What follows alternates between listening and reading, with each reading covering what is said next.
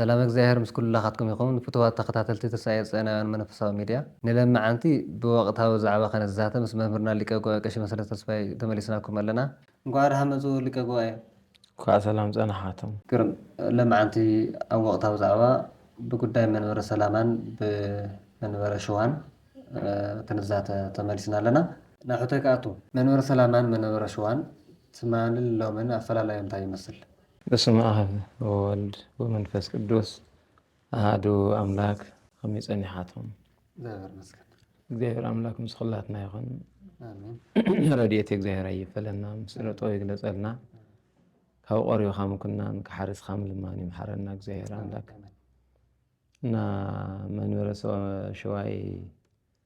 መንበረ ሰላማይ ኣፈላላዮም ትማሊ ሎሚ እንታይ ይመስል ዝብል ነገር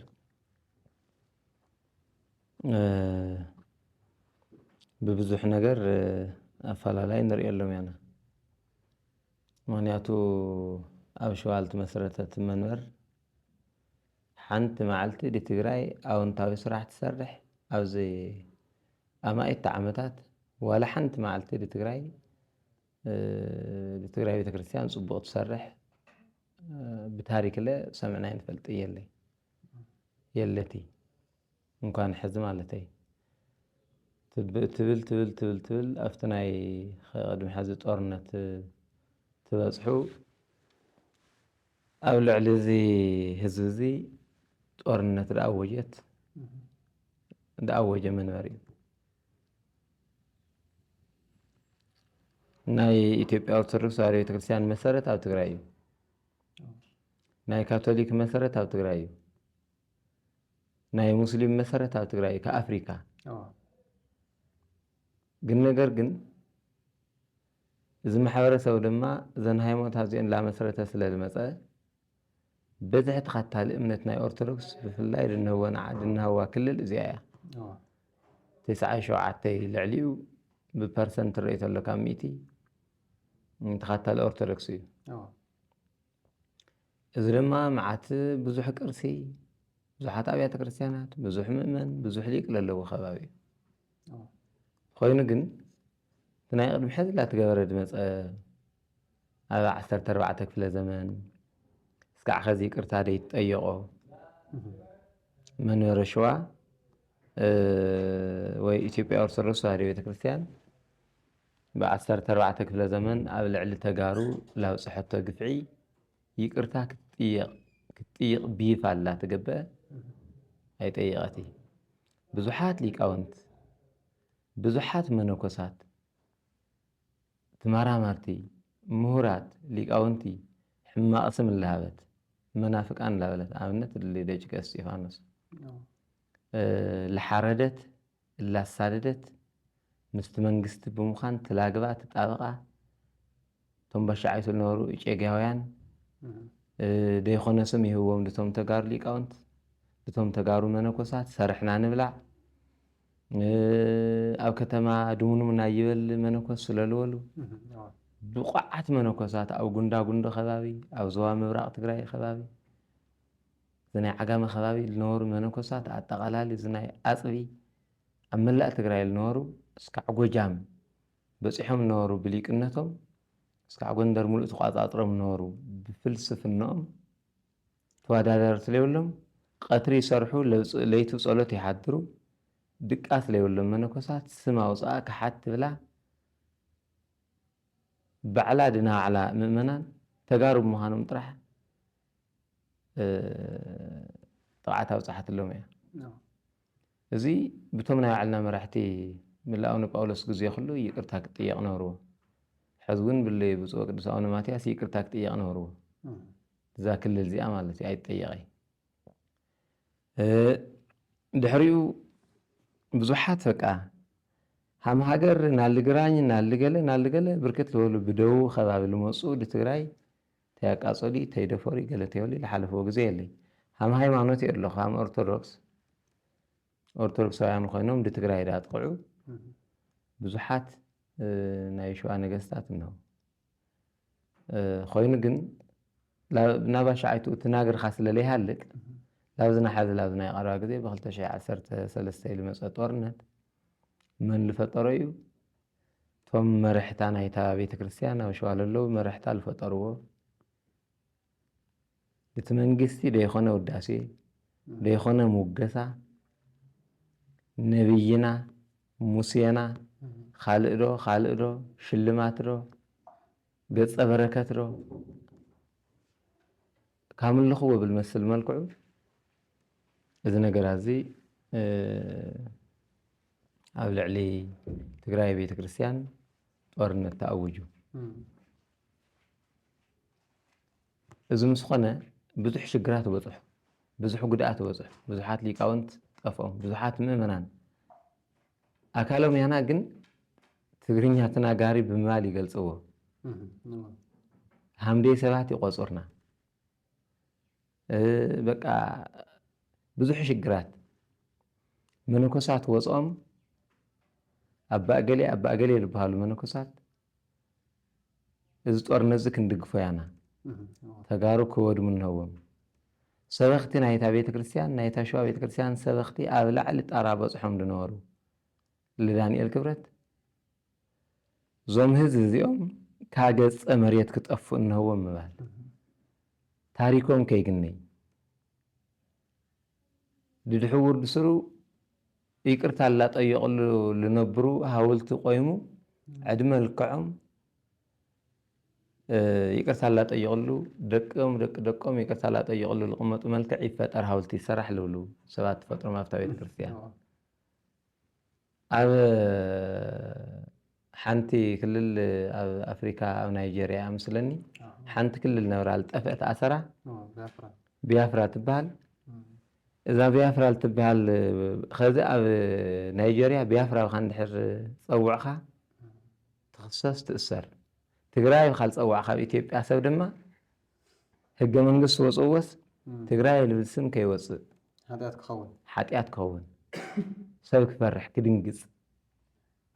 በስመ በቃ ትግራይ ትበሃል ተሎስ ትድንግፅ በቃ ሃም መደንገፂ ሃም ዝሕንጉግ ገለ ዝበሃል ነገራት ሃምኡ ኮይኑ ኣብ ሕጊ ክሰፍር ስማ ከይለዓል ልብሉ ሰባት ካብታ ቤተ ክርስቲያን ትፈጥሮም ሰበኽቲ ዝበሃሉ እንደ መፅሓፍቲ ዝፀሓፉ ማለት እዩ ሰይጣን ይሐሸና ልብሉ ትፈጥሮም ሕፍና ይመሉ እዩ ልበኻልኣዩ ዝበሃሉ ጳጳስስ ትማሉ ጎጆ ዝነበሩ እዮም ቆልዑ እንህዎም ጎጆ እንህዎም ግን ኣብዚ ጦርነት እዚ ሕፍን ዘይመሉእ ተጋሩስ ልምንታይ እዮም ደይና ንጭፎም ካብ ገፀ መሬት ኩልኻ ዘመትላወሉ ባርኮም መርቆም ላብ ትግራይ ክዘምት ገብሮም ዝኽእሉ ሙሉእ ኢትዮጵያ ሙሉእ ዓለም ክበሃል ብድካል እግዚአብሔር ረድኡና ወፅእና ካብኡ ስልጥረ ማለት እዩ መነኮሳት ትደፍረን እዮም ቃሻት ትሓርዶም እዮም ቤተ ክርስቲያን ትቃፅሉ እዩ ገዳማት ዕንቦም እዮም ከባል ድባ ተጋሩ ብምዃኖም ጥራሕ መነኮሳት ትሰድዶም እዮም ኣይተረፎም ኣብ ደብረ ኣባይ ብዙሕ ሽግር በፅሑ እዩ ኣብ ዝተፈላለየ ገዳማታት ለይበፅሐ ግፍዕ የለይ ትግራይ ሃም ትግራይ ትበሃል ተሎ እቲ ከረን እቲ ሜዳ ይኾነ እቲ ህዝቢ እቲ ክርስቲያን ዋላ ካልእ ተኾነለ ክሞት ኣይግቦ እዩ ኣብ ልዕሊና መከራ ወርድና ዕፅዋእ ድዩ ክባእ ድዩ ጥሜት ድዩ ሽግሩ ድዩ ላብ ትግራይ ሓንቲ ነገር ከይትኸድላ ተባሃለ መከራ ናርኢና እግዚአብሔር ካብዚ ነገር ዝምዝዝ ኣቡሉ ውፅእና ኣይጠፋእናይ መን ሕዝና እግዚአብሔር ሕዝና ሕድሕድ ተሪእኻዮ ላተዋግአል ነበረ መንእሰይ ፀበል ኣብዛ ክሳዱ ደይብሉ እምነት ዝበሃል ኣብ ክሳዱ ተይድሓዘይ ዝወፀ ይኾነ ናይ እግዚአብሔር እምነት ሕዙ ወፁ ትግራይ ብከፊል ዋላ ተኾነ ነፃ ዝወፀትሉ መልክዕ ነብሩ ኣብዚ ግዜ እዚ ኣፈላላዮም ምስ ናይ ሸዋ መንበሪዋ ምስና ተጋሩ ምስ መንበረ ሰላማ ዝነበረ መንበር እዞም ወለቲ እዚኦም ምስቲ ውፅእ ህዝቢ ምስቲ ዝፀገሙ ህዝቢ ምስቲ ዝርሸንሉ ህዝቢ ምስቲ ዝስዋእሉ ህዝቢ ምስቲ ልትነድላ ቤተ ክርስቲያን ምስታ ልትቃፀላ ምስታ ኣብ ኣክሱም ውሽጢ ልዕሊ 1,000 ዝኣክሉ ምእመናን ናይ ክርስቶስ ናይ ቤተ ክርስቲያን ኣካል ምእመናን ርእሶም ካ ተይተቃበረ ትስጣሕ ተለው እቶም ኣብ ትግራይ ዘለዉ ጳጳሳት ምስ ትግራይ እዮም ኮይኖም ይዝክር እሊ ኣቡነ ጴጥሮስ ዝበሃሉ ከዚ ዝኾነ ነገራት ልበኺለዉ ሰብኣይ ኣብ ኣክሱም ሲ ሰው ሞይቱኹም ተኣምኑ ዶ ብልዎም እኔም ኣክሱም ሂጄ አላቅም የሞተ ሰውም የለም ይወራል እንጂ ብሎም ግፍዕ ኮ እዩ እዚ ላወልታ ኣብዚ ተበፂሑ መንበረ ሰላማ ዝበሃል ግፍዒ ድወለዶ መከራ ድወለዶ ታሕዙ መፁ እዚ ቅድሚ ሕዚ ትደጉሉ ዝነበረ ሓዊ ዝመንበረ ሰላማ ዝበሃል ተወልዱ ማለት እዩ ግፍዒ ዝወለዶ መከራ ዝወለዶ ሽግር ዝወለዶ እዚ መንበረ ሰላማ ክቋቋም ክእሉ እዞም ካዚ እንሆ መንበረ ሰላማ ላልና ንፅውዖም ወለድቲ እንደገና ምስ ህዝቢ ትግራይ ምዃኖም ፍሉይ ክብሪ ይህብነኒ ፍሉይ ክብርነኒ ከዓ ንብውልቀ ይኹን ማሕበረሰብ ዓለም ብምሉእ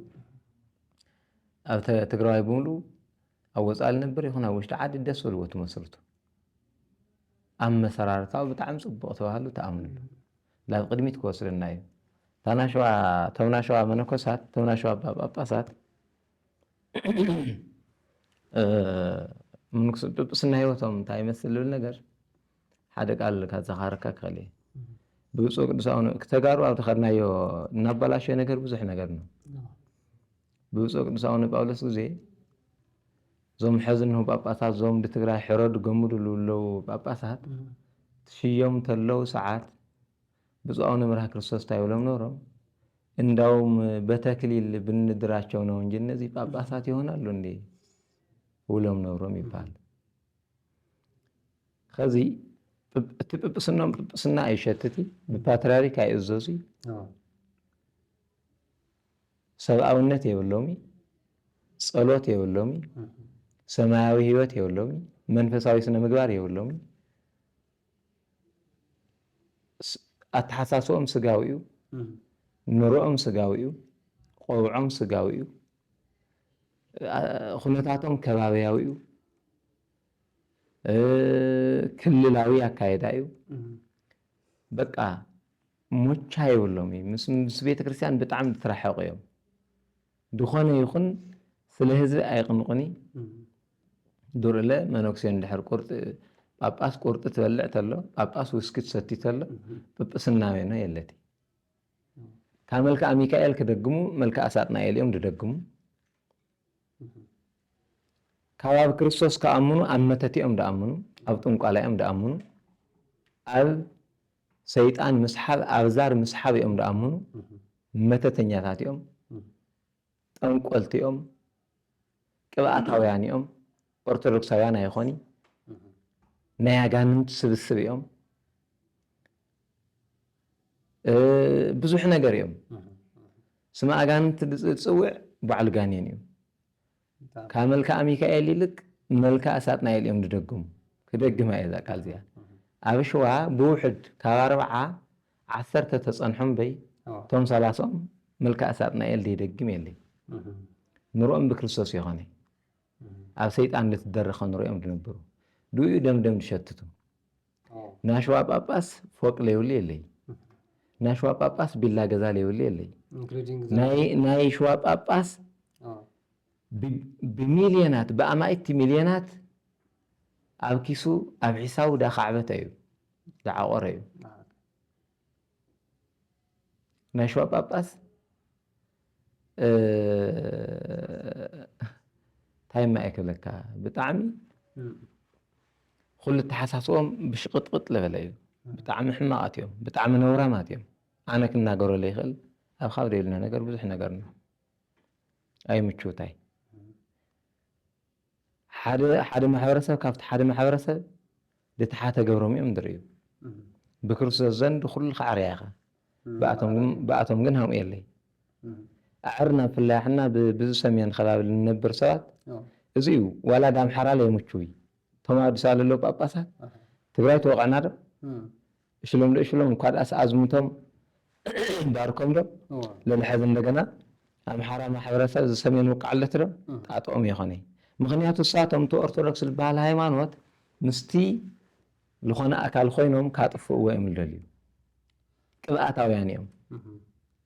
ቶም ኣብ ጎጃም ኣብ ኣምሓራ ዘለዉ ጳጳሳት ባዕላቶም ሲ እቲ ናይ ኣምሓራ ማሕበረሰብ ኣይውክልታይ ምክንያቱ ኦርቶዶክስ ይኾን እዚእቲ ዓብይ ፍልልይ ምስ ናይ መንበረ ሰላማ ካብኡ ላብ መንበረ ሰላማ ክመፅእ ለካ ትመስርቱ ፅቡቅ ኩኑ ሰብ ደስ ብልዎ ካብቲ ናይ ሸዋ ብልሐሸ መልክዕ ክንኸድያና ስብከተ ወንጀል ክሰፍሕ እዩ ኣዋህባ ክህነት ናይ ሸዋ ካርዲ ጥራሕ ብዛ ካርዲ እዚኣ ትዕድግ ትምሃር ኣይትምሃር ሰልጥን ኣይትሰልጥን ክህነት ይሃሊኻ ይሃሊኻ ካብ ምናም ዋላ 2,000 ኣምፅእ ትኽእል ኢኻ ብዙሓት ሰባት መረዳእታ ምምፃእ ይከኣል እዩ ድታ ትኬት ምሻጥ እዮም ዳ ክህነቱ እንታይ ልመስል እንታይ ላገልግል ብልዎ ነገራት የብሎም ካብኡ ብልሐሸ መልክዕ ኣብዚ ንግልገል እያ ናላበለ ትግራይ ሰብ ለሓለየ ለሃለየ መንበረ ሰላማ ትመስርቱ ደስ ብልዎ ለሃለየ ድሓር ግን እንታ ኮይኑ እቲ ናክየ መፅኣ ለበይ ከፍ ላበለ ኣብ ትግራይ መፅኣ ከፍላ ማለት ብከፊል ኣብ ኩሉ ኩነታቱ ዋላ እኳ ዳሕና እንተኾነ ብፍላይ ኣብቲ ገንዘብ ምፍታይ ልብል ነገራት ምሕደራ ምስኣን ሓደ ናይ ወረዳ ቤተ ክህነት ኣብ 2-3 ክበልዕ ምዃን ናይ ሃገረ ስብከት ወሎ ባዕሎም ቶም ጳጳሳት ወሎ ናይ ጥቕሚ ሰንሰለት ለይቲ በጣጠሰ ደይኸደ ዝተወረሰ ካብ ሸዋ ዝተወረሰ ኣብ ኣክሱም ኣብ ትግራይ መፁ ከፍሉ ማለት እዩ ካበይ ዝተወረሰ እዩ እቲ ኣዲስ ኣበባ ኮይኑ ድጳጳሳት ዳገበሎም ጳጳስ ኣብ ትግራይ ለለ ድቱ መንበረ ሰላማ ኣንፈቱ ኣስሕቱ ገንዘብ ክፈቱ ይገብሩ እናፈላለዮም ንእሽተይ እዩ ግን እዚ ኣብ ወፅዓ እቶም 1 ሚልዮን ዝኣክልሉ ልሞቱ ተጋሩ ክርስቲያን መንበረ ሰላማ ዝበሃል ወልዶም ሓድጎምልና እዩ ክብሪ እውን ንዳእቶም ማለት እዩ ምክንያቱ ሞትኩምዋት ኣልዕልኩም ዝበሃል ነገር ተጋሩ ልዕሊ 1 ሚልዮን ዝሰውኦም እዮም ግን ድማ መንበረ ሰላማ ዝበሃል ክፍጠር ይኽእል እዩ ፍርያት ናይቲ ሞት እዮም ናይቲ መስዋእት ፍርያት መንበረ ሰላማ ዝበሃል እቲ መንግስቲ ኢለ ይጠቐመ እምበይ እታ ቤተ ክርስቲያን ዋላ ተፈረሰት ዋላ ተዐነወት ዋላ ብዙሕ ሰብ እንተሞተ መንበረ ሰላማ ዝበሃል ፍርያት ክፈሪ ይኽእሉ መንበር ካብ ሸዋ ላብ ዝተመልሱ ድርለ ናይ ተጋሩ እዩ ኣብ ኣክሱም እዩ ፈርዩ ኣብ መወዳእታ እዩ እቲ ሽግር ከዚ እውን እቲ መንበር ክመሓየሽ ዳ ኢለ ኣለዎ እምበይ መንበረ ሰላማ ይጥፋእ ዝበሃል ነገራት የለይ ብጣዕሚ ደስ ዝብል ኣገላልፃ ኣብዚ ዘልዕልዎ ናይ መንበረ ሰላማ ፍርያት ናይቶም ዝሞቱ ሰማዕታት እንብሎም ወይ ከዓ ኣብቲ መከራ ኩሎም ሂወት ዝኸፈሉ ፍርያት ናቶም እዩ ዝብል ኣገላልፃ ብጣዕሚ ክቡር ኣገላልፃ እዩ ንኣብነት ኣብ ናይ ግብፂ ኦርቶዶክስ ቤተክርስትያን ቃልዚ ክጥቀሙ ሪኦ ኣለኹ ከም ደም ናይዞም ኣብዚ ጦርነት ዝሞቱ ክርስቲያን ነፍሲ ብምሉኦም ነቲ ዝመፅእ ዘሎ ወለዶስ ዋሕስ ዝኸውን እዩ ዝብል መንፈሳዊ ቃል ክጥቀሙ ሪኦ ኣለኹና ብከምዚ ዝበለ ዋጋ ዝመፀ መንበር ግን ብዙሓት ሕቶታት ብዙሓት ክሳያት ይለዓልዎ እዮም ካብኣቶም ሓደ ካብቶም ሓተት ሓደ ተፋታሕናዮ መንበር ናይ ሸዋ እያ ብሱር ግን ንሶም ክዕዘብዋ ከለውሲ ሕቶ ናይ መንበር ሸዋሲ ኣብ መንበር ሰላማ ክትዕሎ ትኽእል ሕቶታት ወይ ዝሰምዕዎም መንፈሳዊ እዩ ወይስ ፖለቲካዊ ኣጀንዳ እዩ ብኸመይ ይገልፅዎ እቶም ሸዋውያን ድሓትዎ ሕቶ ላብ መንበር ሰላማ ድዩ ከዚ እኮ ኣብ ናይ ሸዋ ጉዳይ ብፁዕ ቅዱስ ኣቡነ ማትያስ በይኖም ጥራሕ ናይ ትግራይ ጦርነት ኣውግዞሞ እዮም እቶም ጳጳሳት ግን ብይፋ ኣቡነ ዮሴፍ ዝበሃሉ ዋና ጸሓፊ ናይቲ ሲኖዶስ ናይ ግሎም እዩ ብፁዕ ቅዱስ ኣቡነ ማትያስ ዝትናገርዎ እምበይ ናይ ጳጳሳት ናይ ሲኖዶስ ኣይኮነ የብሎም መግለፂኦም እዮም ኣቡነ ጴጥሮስ ብተመሳሳሊ ኣቡነ ኣብርሃም ብተመሳሳሊ ናይ ሸዋ ጳጳሳት ብምልኦም ዘለዓለም ጥንቲ ትሰንዱ ክቕመጥ ዝኽእል ታሪካዊ ስሕተት ፈፅሞም እዮም ብ14 ክፍለ ዘመን ታሪካዊ ስሕተት ፈፅማቶም ወለቶምስ ለለ እንደገና ለሕዚ ታሪካዊ ስሕተት ፈፅሞም እዮም ኣብ ኣደባባይ ላወፁ ሃም ተቋም ማለት እዩ ሃም ግሎም ልትና ሰሜን ጎንደር ኣባ ሚካኤል ዝበሃል ገለና ልናዩ ይፅንሐለ ሃም ግል ድማ ንወሰዶ ሃም ተቋም ናይ ኢትዮጵያ ኦርቶዶክስ ተዋህዶ ቤተክርስትያን ሃም ተቋም ብዋና ጸሓፊያ ኣብላ ብጠቅላይ ቤተ ክህነት ስራ አስኪያጅ ኣብላ ድናይ ባዕላ ፓትርያርክ ተቃውማ ድቲ ናይ ትግራይ ጦርነት ደግፋ እያ ከይሓልፈና ኢሎም ማለት እዩ ደግፎም እዮም እዚ ታሪካዊ ስሕተት እዩ ካብዚ ትበግሶም ንሕና ድማ እግዚኣብሔር ረድኡና መንበር ተቋቁሙ ኣብዚ በፅሕና ከዚ እንደገና ሓደ ነገራት ለምንታይ ተቋቋመ ልብሉ ሕቶታት እንሆ ካብ ሸዋ መንበረ ሰላማ ለምንታይ ተቋቋመ ልብል ነገር ላሞትኩም ነበሩ እያ ካልእ የብላይ ላሞትኩም ንበሩ ዘለዓለም ጥንቲ ግዜ ላዳለና ግዜ ተጠቅምና ላጥፋናኩም ላጽነትናኩም ንንበር እታ ቤተ ክርስቲያን ላናሸውና እያ በጣም ድገርም ኮይኑ ታሪክ ኩሉ ምስራቅ ርእሰ አድባራት ወገዳማት አክሱም ጽዮን ተተዋላ ርእሰ አድባራት ወገዳማት እንጦጦ ኪዳነ ምሕረት ይውል ዘርአ ያዕቆብ ልበሃል ናይ አክሱም ፈላስፋ ብጣዕሚ ጅግና ሃመይሉል ወፈላስፋ ሊቅ ነውሩ ዘርአ ያዕቆብ ልበሃል ንኣቶ ስም ልምጥፋእ ዘርአ ያዕቆብ ልበሃል መነኩሴ ነውሩ ስለ ዓለም ዝኸደ ከሓዲ ብ14 ክፍለ ዘመን ዘርአ ያዕቆብ ለማውፅኦም ንምንጣል ቀዳማዊ ምኒልክ ታወተ ጽዮን ሕዙ ለመጸላ አክሱም ነቲ ዳግማዊ ምኒልክ ብሎም ብዝምውፃእ ቃፀፅ በጣም ዝገርም ከዚ ታይና ትግራይ ቤተክርስቲያን ንምፍራስ እሳቶም ሕቶኦም ካልዕሉ ስርሖም እዩ ደይ ስራሕና ልሰርሕ ለና ንሕና ኢና ላብኣቶም ምፅጋዕ ላብኣቶም ገለ ምዃን ኣይትኽክል በቃ ንሕና ድቲ ህዝብና አገልግል ህዝብ ካገልግሉ ደኾነ ኢሉ ተቋቆሙ ኣቦታት ካብ ህዝብ ምግልጋል ወፃኢ ካብ ክርስቶስ ምግልጋል ወፃኢ ካብ ቤተክርስቲያን ምግልጋል ወፃኢ ዘመድ አዝማድ ዓልየት ልበሃል ነገራት የለይ ቅርሺ ልበሃል ነገራት የለይ በቃ ደቆም 24 ሰዓት ላብ ደቆም እዮም ክርእዩ ልግባእ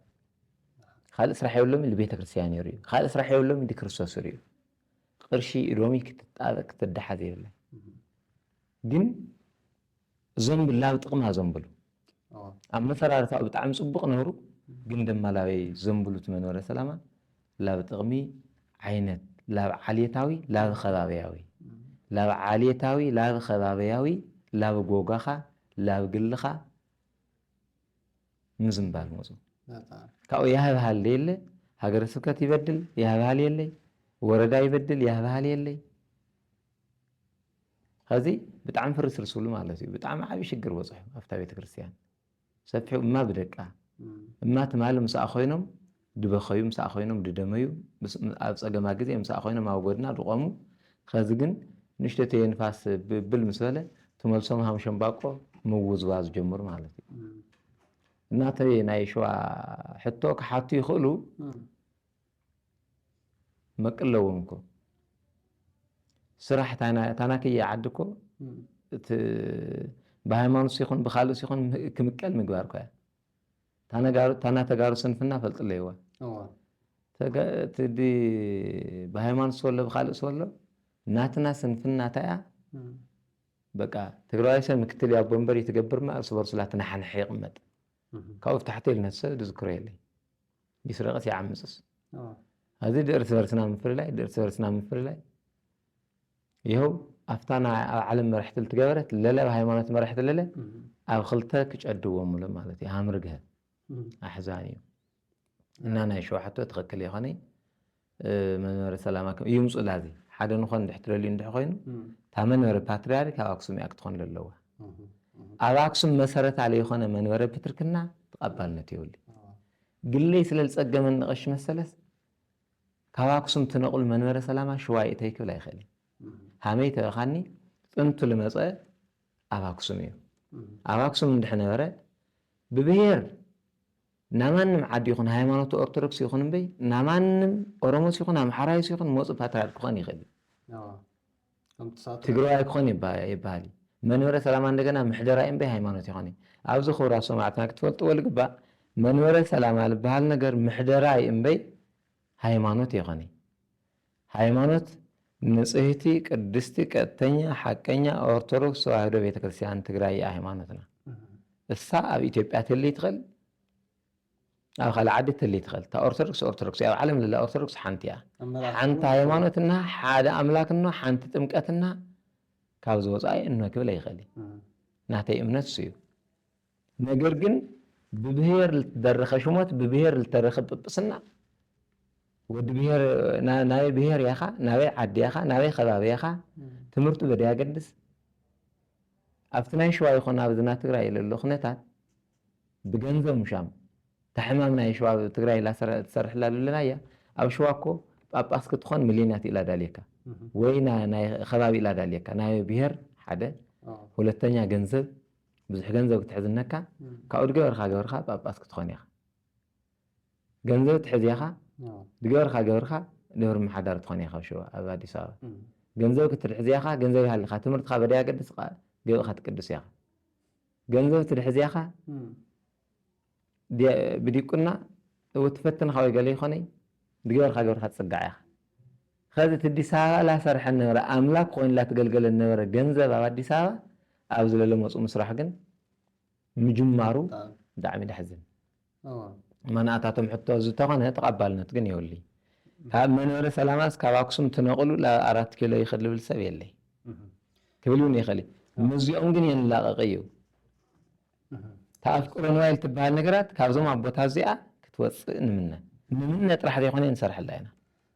ኣብዚ ተታሓይዙ ልዕሎ ዝኽእል ሓደ ነገር እንታይ ኣሎ ሕፀር ኣቢሎም ዝኢሉ በቲ ማሕበራዊ ሚድያ ንሰምዖ ነገር ማለት እዩ ኣብ ሓደ ዓዲስ ሓደ ሲኖዶስ ይቅመጥ ዝበሃል ፅሑፍ ከም ዘሎ ተሓሲቡ ዝውጋዕ ነገራት ኣሎ እታ ዓዲ ከዓ ካሊእ መንግስቲ እኒአዋ ፖለቲካዊ ኣካል እዩ ዝኒአ ሃይማኖት እውን ዝምልከቶ ኣካል እውን ኣይኮነ እኒአ ነገር ግን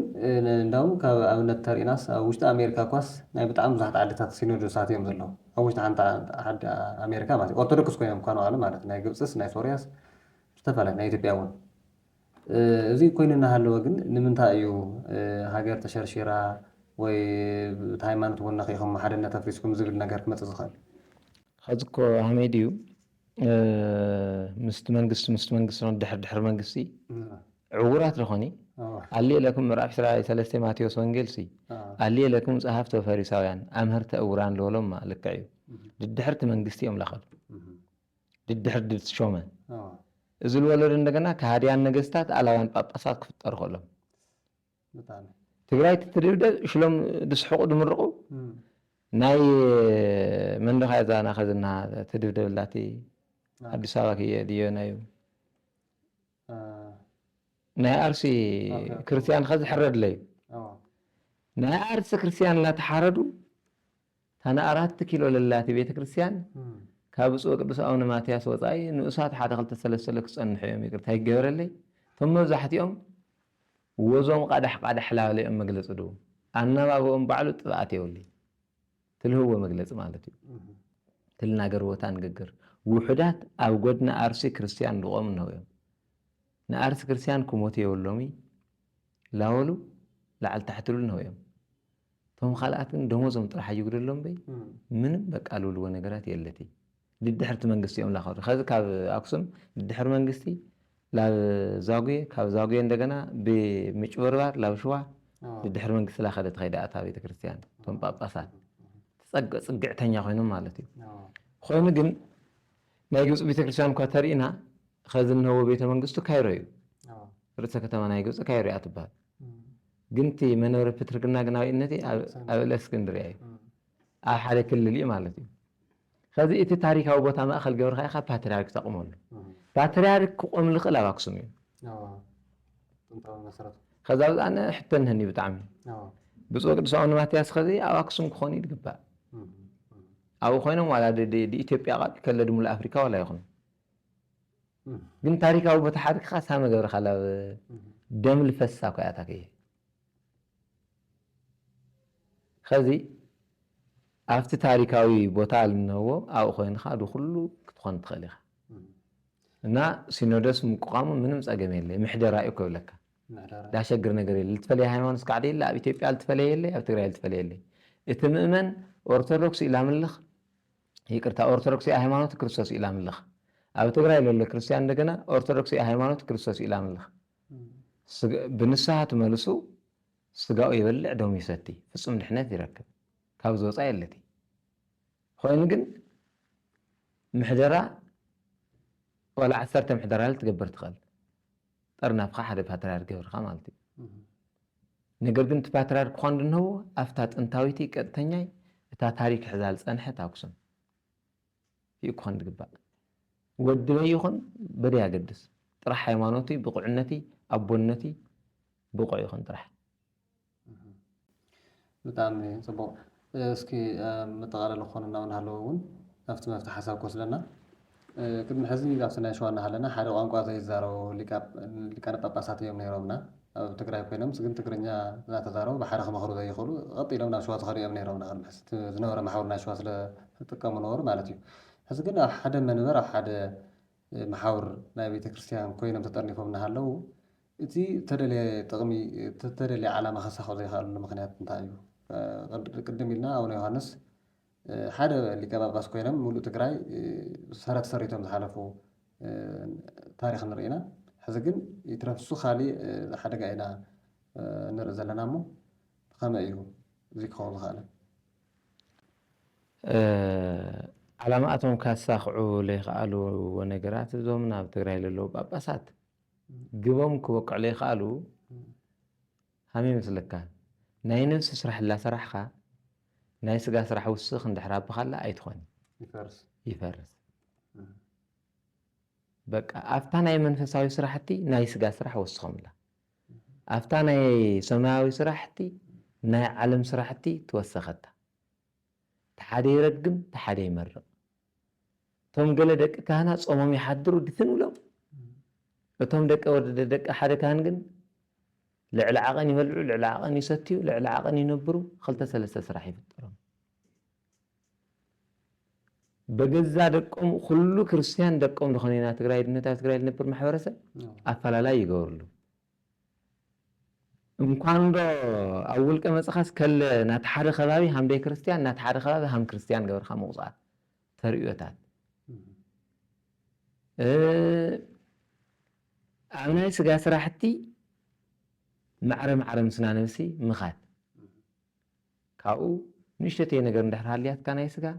ብፍላይ ኣብ ፍፁምነት በፅሕካ ኣብቶም 10 ማዕርጋታት ካብኣቶም ሓደ እንድሕር ላብ ምበል ካልኣይ እንድሕር በፅሕካ ንሕኾንካ ናይ ስጋ ስራሕቲ ንእሽተይ እንድሕር ሰሪሕካ ቀጥታ ድቡም ኢዳ ውድቆ ካብ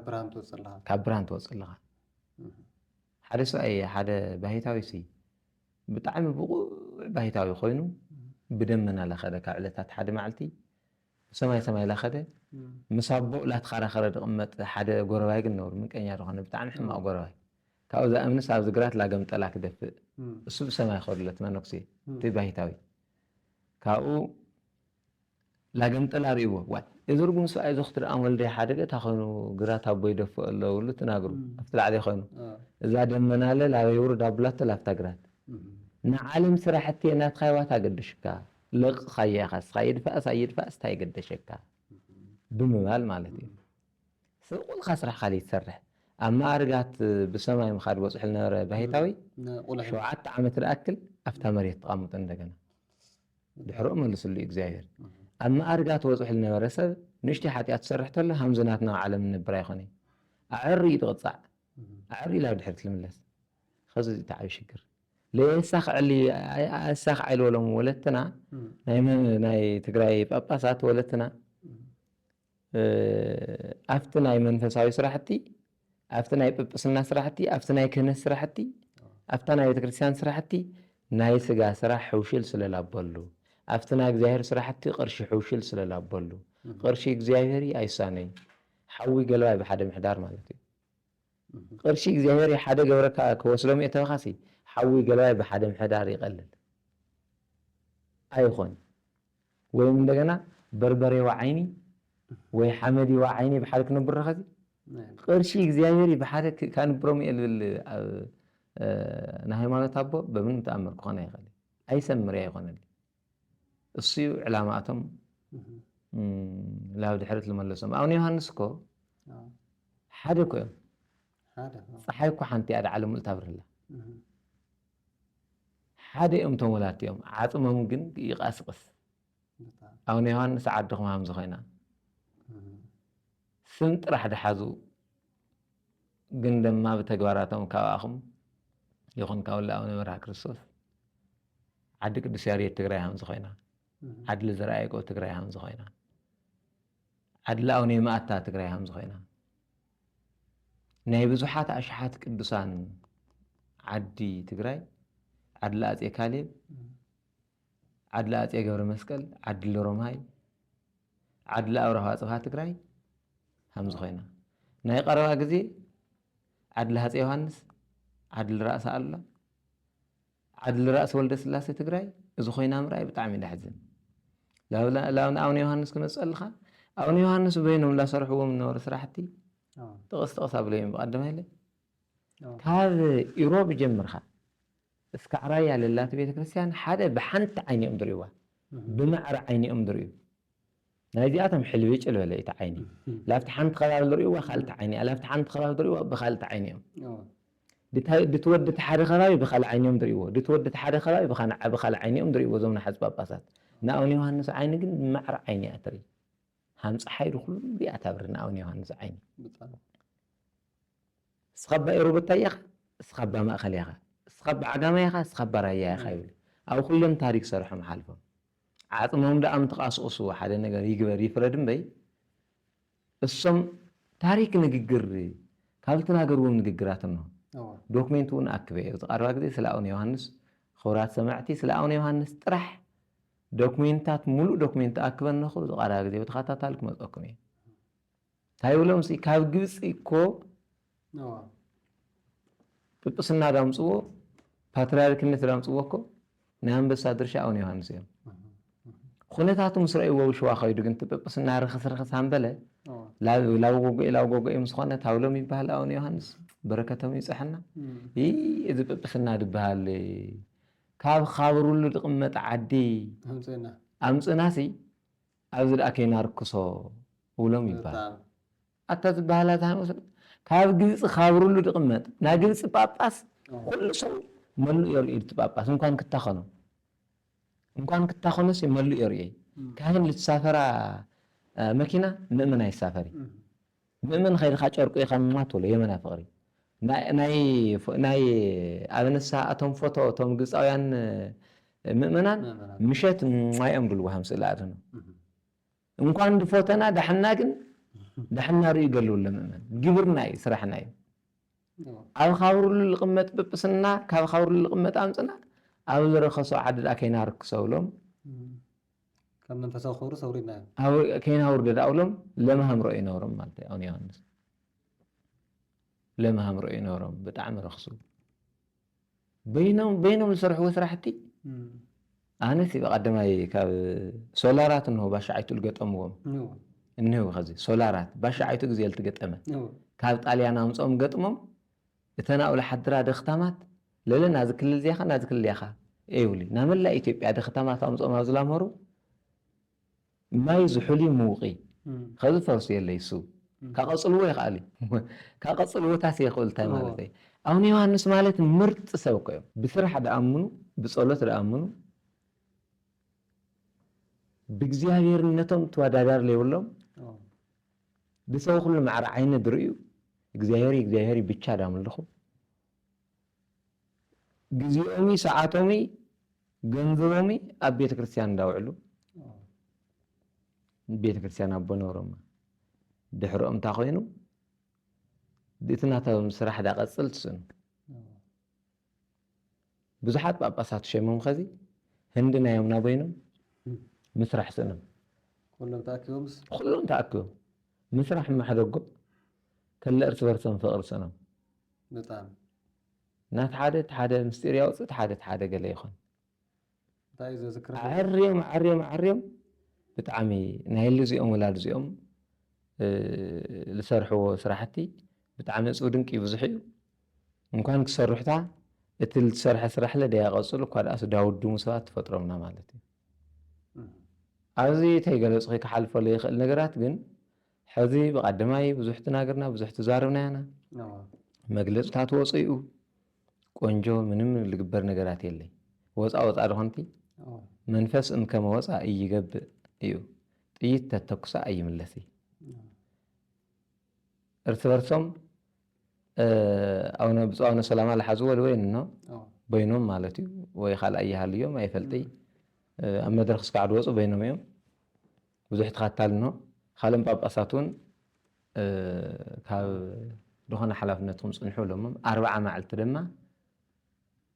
أمان ميديان تيوز أخم يصنحوا صوم صلاة تقبروا توصنهم صنحوا لهم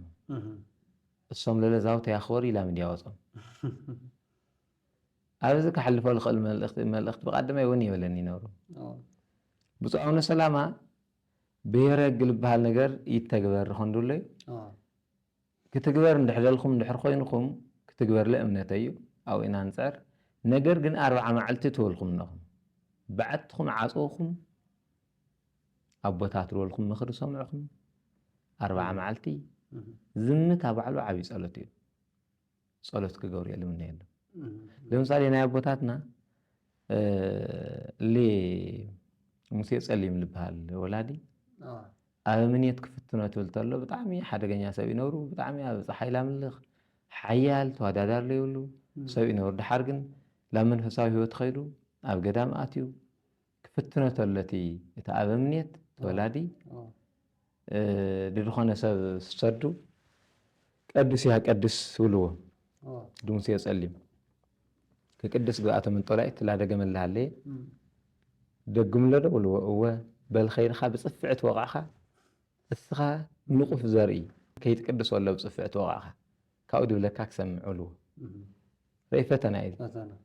خير بصفعت وقع موسى حيالي موسى يسلم افريكاوي بطعم حيالي لي رب حدا مص بصفعت وقعو تاغبرك كاولو غباته من طلعت دغمو الله عليه وا خارጫጭ خي يتقدس يولو من يلي